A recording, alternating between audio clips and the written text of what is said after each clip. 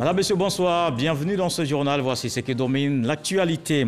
Nous nous sommes retrouvés pour tirer les leçons du scrutin présidentiel. Voilà ce qu'a déclaré l'un des candidats qui était dans la course. Le président de la République, Alassane Ouattara, a reçu Kouadio Konan-Bertin ce jeudi. Ils ont évoqué la nécessité de renforcer la paix et la cohésion sociale. Ambato, c'est désormais le retour au calme après plusieurs jours de violence pour maintenir le climat de paix. Un comité de veille a mis sur pied un cadre permanent de dialogue et de lutte contre la manipulation des jeunes et la propagation des fausses informations. Les populations exhortées au vivre ensemble. Éliminatoire à Cannes 2022, il leur fallait cette victoire. Ils l'ont fait. Les éléphants ont battu les barrières de Madagascar, 2 buts à 1. C'était cet après-midi à Abidjan, au stade Alassane Ouattara. Débimpe, Gervinho et Sébastien Halet offrent les 3 points à la Côte d'Ivoire qui rejoint ainsi Madagascar en tête de la poule. Le Ghana en pleurs. L'ancien président Jerry Rawlings est décédé à l'âge de 73 ans ce jeudi matin dans un hôpital d'Accra. Il avait dirigé le Ghana pendant 2 décennies, de 81 à 2001, pendant lesquelles il a marqué l'histoire du pays. On commence par les messages de félicitations au président Alassane Ouattara. D'abord, le contenu de cette correspondance du président de l'Afrique du Sud. Le gouvernement et le peuple sud-africain adressent ses chaleureuses félicitations au président Alassane Ouattara. La bonne conduite de ces élections est un gage de succès pour la démocratie sur le continent africain. On peut lire aussi dans le message du président gambien mes chaleureuses félicitations au président Alassane Ouattara pour son élection. Mes meilleurs vœux au président Ouattara et au peuple de Côte d'Ivoire. Le président de la République a reçu ce jeudi au palais de la présidence Kouadio Konan-Bertin. L'un des candidats à l'élection présidentielle dernière dit être venu tirer les leçons de l'élection avec Alassane Ouattara. Ils ont aussi évoqué les actions de renforcement de la paix dans le pays. Jérôme Kofi Abolé. Konan Kouadio-Bertin dit Kakabe chez le président de la République Alassane Ouattara ce jeudi au palais de la présidence. L'un des candidats à l'élection présidentielle d'octobre 2020 estime qu'après la bataille des urnes, il est important que l'on trouve le temps d'en tirer les leçons et Kakabe de se féliciter que le chef de l'État, fidèle à ses principes de toujours œuvrer pour la paix, soit disposé à le recevoir dans cette optique. La politique est un art qui s'exerce avec élégance. Avec élégance. C'est aussi un jeu. Et il n'y a pas de jeu au monde qui se solde par 2 vainqueurs. Un match de football oppose toujours 2 équipes à la fin des 90 minutes ou 120 minutes. Forcément, c'est une seule qui gagne. C'est ce que je veux que les jeunes de notre génération retiennent. Et ceux de demain, que la démocratie ou la politique, ce n'est pas la guerre. J'ai appelé pour féliciter le président Alassane Ouattara pour sa réélection. Aujourd'hui, nous nous retrouvons pour tirer les leçons de ce scrutin, mais beaucoup plus parce que j'ai écouté son message à la nation. Comme disait un autre avant lui, le bon temps était au rendez-vous de ce message. Sauf si je me trompe, j'ai eu ce sentiment que le chef de l'État est disposé à aller au dialogue, à aller à la paix. L'homme politique, le vrai, c'est celui qui sait lire les signes du temps. Les temps actuels, en tout cas les signes qu'il nous envoie, sont ceux de la paix. Il y a un temps pour la belligérance. Il y a un temps pour la bataille. Il y a un temps pour aller à la paix. Il est bon de le noter, la rencontre entre Kakabe et le président Alassane Ouattara vient juste après les échanges que le chef de l'État et son aîné Henri Konan Bédié ont eus dans le cadre d'un dialogue franc entre les 2 personnalités pour la préservation de la paix et la cohésion sociale en Côte d'Ivoire. Le processus de décrispation est en marche après la rencontre du chef de l'État Alassane Ouattara et le candidat indépendant Kwadwo Konan Bertin Dika-Kabé. C'est le Premier ministre Ahmed Bakayoko qui a reçu cet après-midi à la primature le leader politique Assoua Adou. Il était accompagné de Dano Djedje, une rencontre qui participe de la volonté du gouvernement de créer un climat apaisé par la participation de tous les acteurs politiques. Et il faut rappeler que le temps a été donné le mercredi par la rencontre entre le président de la République Alassane Ouattara et le président du PDCI Henri Konan Bédié. Dans la capitale politique à Yamoussoukro, après la présidentielle, les sénateurs ont repris du service. Une reprise marquée par un vœu cher, celui de la quête perpétuelle de la paix. Une occasion pour la Chambre haute de saluer la rencontre entre le président Alassane Ouattara et Henri Konan Bédié. Kader Sogodogo. Sarah Fatiga Sako, vice-présidente du Sénat, présidente de séance, debout, tête baissée et silencieuse. Avec elle, l'ensemble des sénateurs réunis en séance plénière à la Fondation Félix Houphouët-Boigny pour la recherche de la paix de Yamoussoukro. C'est la minute de silence à la mémoire de Sidiki Diakité, ministre de l'administration du territoire et de la décentralisation. Un habitué des sessions du Sénat rappelé à Dieu le 23 octobre 2020. Après cette note de tristesse, place à quelque chose de plus gai. Un standing ovation à l'honneur du président de la République Alassane Ouattara pour sa réélection à la tête de l'exécutif ivoirien. Vous l'aurez compris, c'est la rentrée des classes au Sénat après l'élection présidentielle du 31 octobre 2020. Une séance plénière d'adoption de programme pour le reste de l'année. La paix en Côte d'Ivoire, une préoccupation pour les sénateurs qui saluent la rencontre entre le président de la République Alassane Ouattara et le président du PDCI RDA Henri Konan Bédié. Merci au président Alassane Ouattara et au président Bédié pour la main tendue, pour la Côte d'Ivoire. Ce qu'ils ont fait démontre qu'il n'y a que le dialogue et la paix. La Côte d'Ivoire est une terre de paix et les deux hommes d'État l'ont prouvé hier. Notre souhait, c'est que ces deux leaders et les autres, bien sûr opposants, s'entendent pour que la Côte d'Ivoire avance. Yamoussoukro, que je connais, j'ai eu à pleurer longtemps parce que Houphouët n'a jamais voulu qu'une goutte de sang soit versée sur son sol et a fortiori son village. Bon, c'est un souvenir triste, mais c'est passé. Je ne souhaite plus que cela recommence. Nous au Sénat, nous sommes les sages. Donc vous savez, sage rime avec la paix. Donc nous demandons à tous nos concitoyens, surtout aux jeunes, à la jeunesse, de ne pas se sacrifier parce que l'avenir du pays appartient aux jeunes. Donc nous leur demandons de faire la paix. C'est le pays de Félix Houphouët-Boigny, la paix. Le programme de fin d'année du Sénat sera dominé par le vote du budget 2021 de l'État de Côte d'Ivoire. Le ministre du Budget et du portefeuille de l'État, Moussa Sanogo, sera à la manœuvre. Et Kader Sogodogo de nous conduire à présent en bateau, c'est désormais le retour au calme après plusieurs jours de violence pour maintenir un climat de paix. Un comité de veille est mis sur pied. Il sera un cadre permanent de dialogue et de lutte contre la manipulation des jeunes et la propagation des fausses informations. En bateau, c'est au pas de course, mais à travers une méthode efficace que le général de division Alexandre Apalo Touré, commandant supérieur de la gendarmerie nationale, a multiplié les rencontres avec les guides religieux, les chefs coutumiers et les jeunes pour amener le calme dans la localité. Avec son franc-parler connu, le commandant supérieur de la gendarmerie a rappelé à chacune des parties la nécessité d'aller à la paix. Nous nous sommes chargés de vous sécuriser et de veiller à ce que vous puissiez vivre, de veiller à ce que ici en bateau, demain on trouve des gens à ma place dans quelques années en train d'assurer la sécurité de la Côte d'Ivoire. C'est ce qu'on souhaite pour vous. Et pour que ça arrive, il faut que vous soyez en vie. Il ne faut pas que des gens vous trompent et vous conduisent à la mort.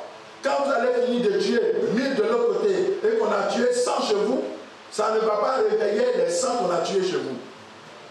Ça va faire du mal à la population d'un bateau.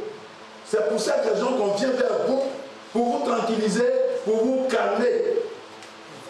De sorte que les rumeurs que les gens sont en train de propager volontairement pour tuer les jeunes de la République, que vous ne soyez pas piégés par ces rumeurs. Que vous ne soyez pas piégés par des gens qui ont leurs ambitions, qui ont tout déjà dans Le commandant supérieur de la gendarmerie a mis les jeunes face à leurs responsabilités.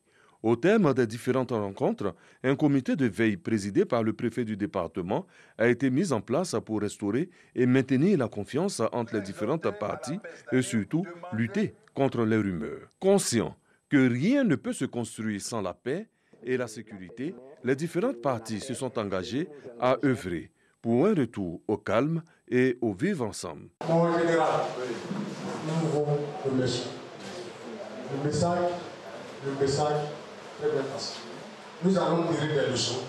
Nous, jeunesse de bateau, nous jeunes de bateau, nous voulons l'avenir de demain et pour nos enfants, nous nous engageons à ce qu'il y ait la paix et que la paix demeure toujours en bateau. Nous nous engageons ici devant tout le monde et vous avez également notre parole.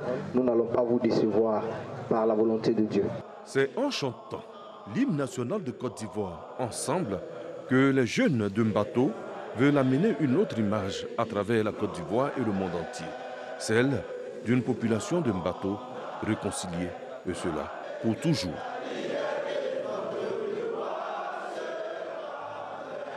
Un message de réconciliation également lancé par le Conseil national des droits de l'homme. Le CNDH s'insurge contre les violences de ces derniers jours. Le Conseil exhorte les populations à œuvrer à la paix et à la cohésion sociale. Éric Goré.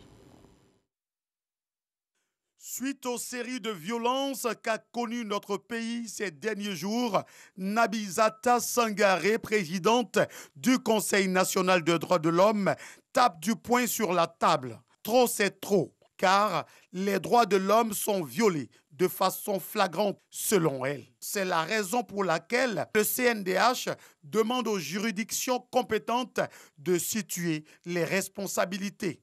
Les appels à la haine sur les réseaux sociaux et les agissements qui tendent à défier l'autorité de l'État exposent leurs auteurs à des poursuites judiciaires.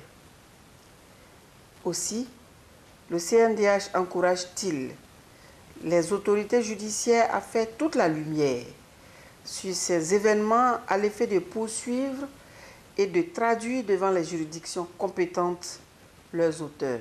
En outre, la présidente du Conseil national des droits de l'homme s'est inclinée devant la mémoire des disparus avant de saluer le sang-froid des forces de l'ordre. Le CNDH s'incline devant les dépouilles des personnes disparues, souhaite prompt rétablissement aux blessés et exprime sa compassion aux populations affectées. Le CNDH salue le professionnalisme et l'esprit républicain des forces de défense et de sécurité dans leurs interventions face à ces événements d'une extrême gravité. Pour finir, Nabizata Sangaré a rappelé les missions de l'institution qu'elle dirige. Le CNDH assure qu'il continue de surveiller la situation générale des droits de l'homme sur l'étendue du territoire national, conformément à son mandat. La paix qui coûte cher aussi au mouvement pour la défense et la justice. Il prône la cohésion sociale. Le président du MDJ lance un appel aux hommes politiques. Ahmed Traoré, Astou Touré. Après la tenue du scrutin présidentiel du 31 octobre 2020, le Mouvement pour la démocratie et la justice en Côte d'Ivoire, MDJ, se prononce. L'élection présidentielle du 31 octobre 2020 s'est déroulée dans un contexte particulier. Malheureusement, nous avons assisté à des violences sans précédent, avant, pendant et après. Ce qui n'honore pas notre beau pays. Le MDJ, par cette déclaration, s'incline devant la mémoire des disparus et souhaite un prompt rétablissement aux blessés. Le MDJ prend acte des résultats de l'élection présidentielle du 31 octobre 2020. Le MDJ demande à toutes les parties de favoriser le dialogue, la discussion, tant prônée par le père fondateur que je cite. Le dialogue est l'âme des forts et non des faibles. C'est l'âme de ceux qui font passer leurs problèmes généraux avant les problèmes particuliers, avant la question d'amour propre. Le MDJ est un parti centriste. Il déplore les dégâts enregistrés lors des derniers événements survenus en Côte d'Ivoire. Le parti appelle les hommes politiques à prôner l'apaisement. Sur ces événements, le Haut Commissariat aux réfugiés avait annoncé que des milliers d'Ivoiriens se sont retrouvés dans 2 pays voisins. Réaction du gouvernement qui publie les chiffres enregistrés par ses services. Je vous propose de suivre le communiqué lu par Éric Goé. Le gouvernement ivoirien a appris à travers un communiqué de Mme Michel, haut-commissaire des droits de l'homme, et une conférence de presse animée à Genève par M. Barbare Baloch, porte-parole Afrique, Asie et Pacifique du Haut-Commissariat des Nations Unies pour les réfugiés, que plus de 6 000 ou 8 000 Ivoiriens ont franchi les frontières du Libéria, du Ghana, pour se retrouver comme réfugiés dans ces 2 pays voisins. Une telle information est loin de refléter les réalités du terrain. Les autorités ivoiriennes ont enregistré par 2911 personnes, toutes nationalités confondues, en quête de sécurité par anticipation des conséquences de potentielles violences électorales. Le 2 novembre 2020, soit 48 heures seulement après l'élection présidentielle du 31 octobre 2020, 289 réfugiés au Ghana sont retournés en Côte d'Ivoire, ramenant le nombre à 2622. Depuis, les mouvements de retour se poursuivent. Dans tous les cas, quelle que soit leur importance démographique, dans chaque pays d'accueil, le gouvernement ivoirien prendra les mesures idoines pour assurer leur retour en toute sécurité et dans la dignité en Côte d'Ivoire. Fait à Abidjan le 12 novembre 2020.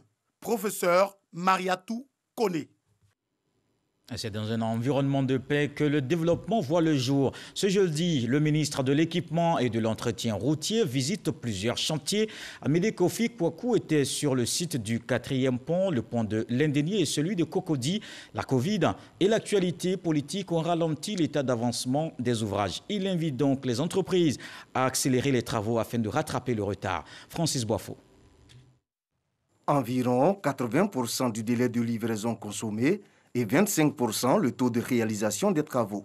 Le ministre de l'Équipement et de l'Entretien routier était sur le chantier du 4e pont d'Abidjan ce jeudi. Nous avions donc le problème de la libération des emprises. Nous avons discuté avec la plupart de ceux qui doivent être déplacés. Il y a certains qui vont être payés dans ces jours qui viennent, de sorte qu'on puisse libérer les emprises pour que l'entreprise puisse valablement travailler. Plusieurs projets sont en cours de réalisation pour faciliter la mobilité des Abidjanais.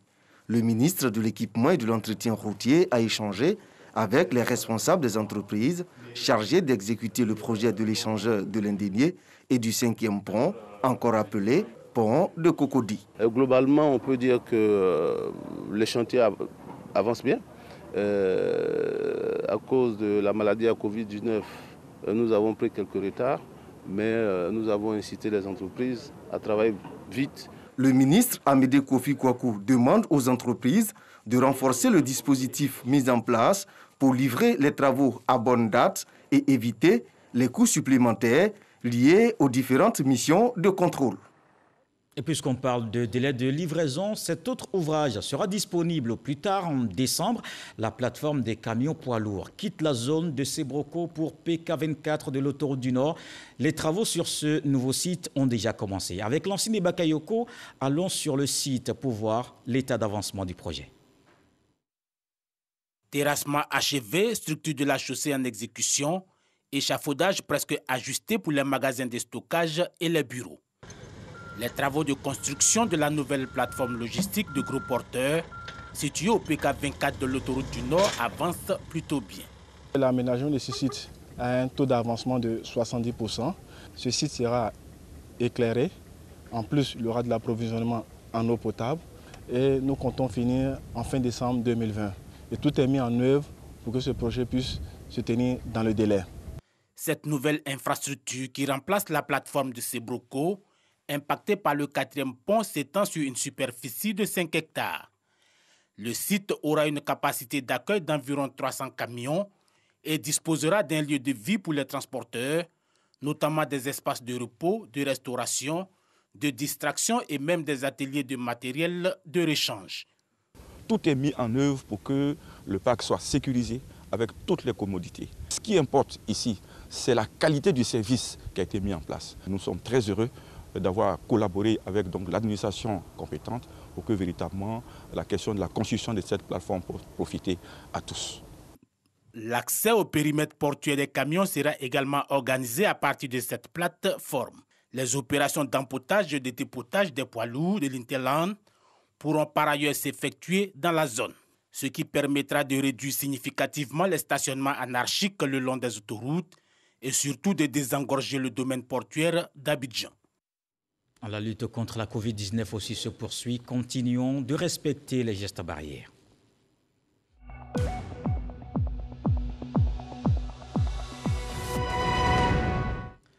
Le ministère de la Santé a enregistré ce jeudi 27 nouveaux cas de Covid-19 sur 874 échantillons prélevés, soit 3,1% de cas positifs, 26 guéris et pas de décès. À la date du 12 novembre, la Côte d'Ivoire compte donc 20 882 cas confirmés, dont 20 584 personnes guéries, 127 décès et 171 cas actifs. Le nombre total d'échantillons est de 201 860. Il faut se mobiliser aussi pour le don de sang, un liquide vital qui manque dans la banque de données. Une clinique répond justement à l'appel du Centre national de transfusion sanguine. Les agents ont fait le geste qui sauve. On le voit avec Sephora Zegui. De personnes présentes à cette collecte de sang. Cet homme vient régulièrement dans ce centre faire un don. J'ai l'habitude de donner du sang, donc j'ai trouvé ça utile de passer ce matin pour faire un don de sang. Donner notre sang, c'est sauver une vie. Quand tu sais que tu as donné ton sang et que ce sang-là a pu aider à soigner quelqu'un ou à éviter la mort à quelqu'un, tu te dis, moi aussi, d'une certaine manière, je suis en quelque sorte un héros, quoi. À travers ce geste humanitaire, les initiateurs veulent répondre à l'appel du Centre national de transfusion sanguine. Nous connaissons depuis le début de l'année, avec la pandémie Covid-19, une baisse drastique de l'approvisionnement en produits sanguins. Et nous organisons avec le Centre national de transfusion sanguine une collecte de façon régulière. Normalement, on recueille environ entre 80 et 120 poches de sang. Aujourd'hui, on a eu une implication de tout le personnel de la polyclinique Farah et on compte facilement dépasser les 150 poches de sang. 240 000 poches de sang, c'est le besoin annuel en produits sanguins de la Côte d'Ivoire. Il y a urgence, les réserves de sang sont au plus bas. Le docteur Eugène Aweleaka, ministre de la Santé et de l'Hygiène publique, encourage les populations à sauver des vies en faisant don de leur sang. C'est une initiative citoyenne que nous sommes venus saluer, que toute la communauté nationale se mobilise pour apporter du sang, puisque rien ne peut remplacer le sang. Il n'y a pas de médicament, il n'y a que le sang de l'homme qui peut permettre de soigner l'homme. Pour donner son sang, il suffit de répondre à quelques critères. Être âgé de 18 à 70 ans, être en bonne santé, peser au moins 50 kilos et respecter un délai d'au moins 8 semaines entre chaque don. Direction le centre du pays, la chefferie traditionnelle du Béoumi, équipée en matériel roulant. Ce don du président de la République, Alassane Ouattara, est composé de motos et d'un véhicule pour le chef canton, Charles Tatou. Un véhicule pour le chef de canton et des motos au profit des chefs de village. Ces équipements, dont du chef de l'État Alassane Ouattara, remis par l'entremise du directeur de cabinet du ministre de la fonction publique aux bénéficiaires en présence des autorités locales et des notables coutumiers. Ces moyens de mobilité viennent pour faciliter les déplacements du chef de canton et de ses collaborateurs en vue des rencontres en faveur de la paix et de la cohésion sociale dans le département de Béoumi. Monsieur le Président de la République, qui œuvre chaque fois pour vivre ensemble et la paix. Et aujourd'hui, offrir de tels engins permet de se déplacer facilement et de communiquer facilement avec les administrés. Nous disons merci à Monsieur le Premier ministre, Ahmed Bagayoko, qui a bien voulu s'impliquer personnellement pour que nous ayons tous ces engins et véhicules. Le chef de canton du peuple codé, lui, est comblé de joie pour ce véhicule qui renforce ses attributs de chef et va contribuer à la consolidation de son pouvoir de règne. Je remercie particulièrement le président de la République. Tout vient à temps à qui sait attendre. Ce véhicule n'appartient pas au chef de canton. Ce véhicule, c'est pour le peuple codais. Il a reconnu que le peuple codais est pour lui. Mais quand quelqu'un t'a donné quelque chose, il faut reconnaître. Le véhicule du chef de canton de Béoumi a été assuré pour une période d'1 an par le donateur. Allons en pèlerinage à Jacquesville, sur les terres de Papa Nouveau. À Ozalem, à Toukouzou, ils étaient 2000 pèlerins réunis. Les fidèles de cette église ont prié pour la paix en Côte d'Ivoire. Patricia Omouetia. La recherche de la paix, de la stabilité et la commémoration de l'élévation du prophète Papa Nouveau était le point d'ancrage de ce pèlerinage. De nombreux pèlerins étaient présents à Ozalem pour suivre le parcours du pèlerinage qui a pour but de rappeler les principaux enseignements du prophète Papa Nouveau. Nous avons un lac de purification qui a été établi par le prophète lui-même. Après la purification, on a une source d'eau bénite où on va pour la bénédiction et ensuite on vient dans la grande église se soumettre à notre Dieu. On va à la prière à la chapelle et on finit au sanctuaire là où il repose pour renouveler notre alliance avec le prophète. Donc c'est un peu le parcours du pèlerin que tout le monde vient pendant cette semaine sainte prendre part. Nous sommes venus juste pour demander pardon à Dieu, pour demander à Papa Nouveau, au mois de novembre, la fête de tous les saints. Et c'était un saint de prier au ciel pour que le message qu'il a laissé, on puisse l'appliquer. Présent aux côtés de cette communauté, avec une délégation de pasteurs et d'imams, le directeur général des cultes est venu apporter son soutien.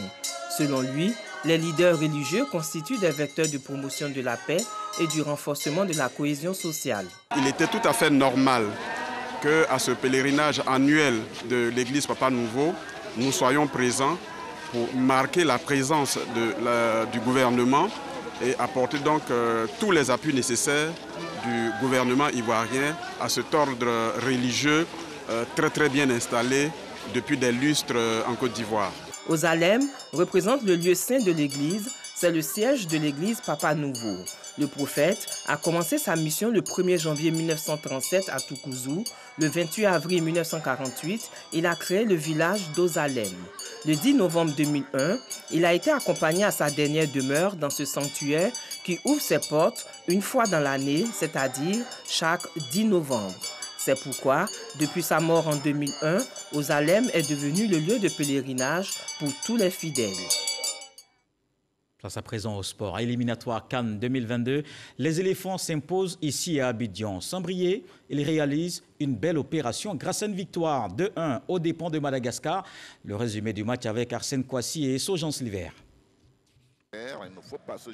Gagner pour s'installer en tête du groupe K, telle était la mission des éléphants à l'heure de rencontrer l'équipe de Madagascar dans le cadre de la 3e journée des éliminatoires de la Cannes 2022. Gênés considérablement par l'impact physique et tactique des Malgaches, les éléphants éprouvent des difficultés à entrer dans le match. Il faut attendre la seconde période pour voir le match se débrider. Sur un contre rapidement mené, Gervinho débloque la situation au tableau d'affichage avec l'ouverture du score. Motivés, les poulains de Patrice Baumel ne laissent pas retomber la pression. Dans la dynamique, Sébastien Haller profite d'un bon service de Gradel pour faire le break. Baptême du feu réussi pour le sociétaire de West Ham. Mais sans être souverain dans le jeu, les Malgaches parviennent à réduire la marque grâce à Paulin Voivy. Un avantage que les coéquipiers de Serge Aurier gèrent bien jusqu'à la fin de la rencontre.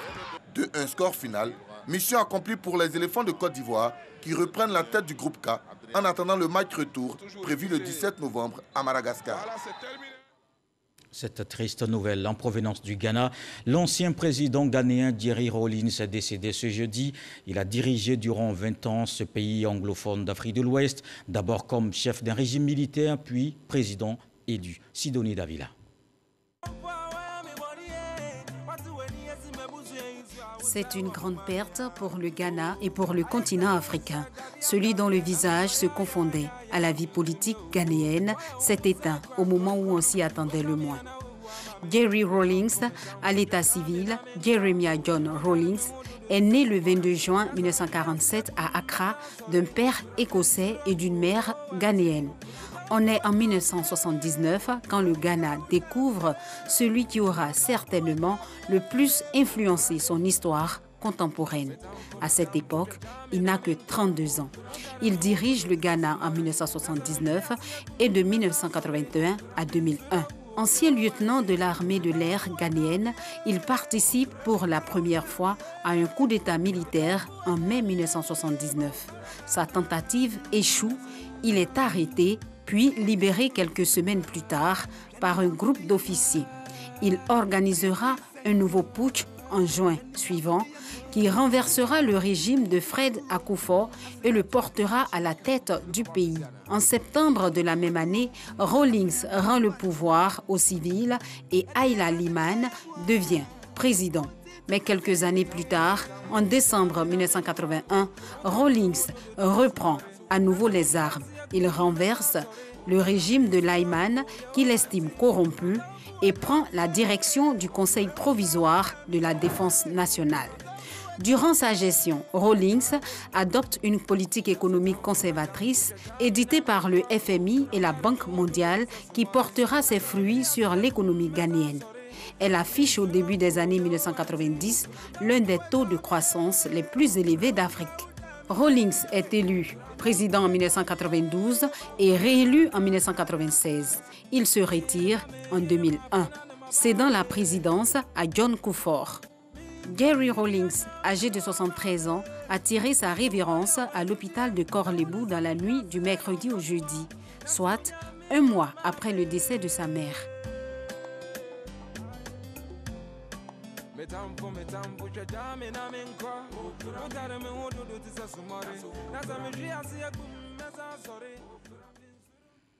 L'homme aura marqué la vie politique au Ghana. Ce journal est terminé. Merci de l'avoir suivi. À 23h, retrouvez Marine Konéan. Demain, 20h, Marie-Laure Ngoran. Ce soir, le sage nous apprend que nombre de fois, l'essentiel se dit par le silence.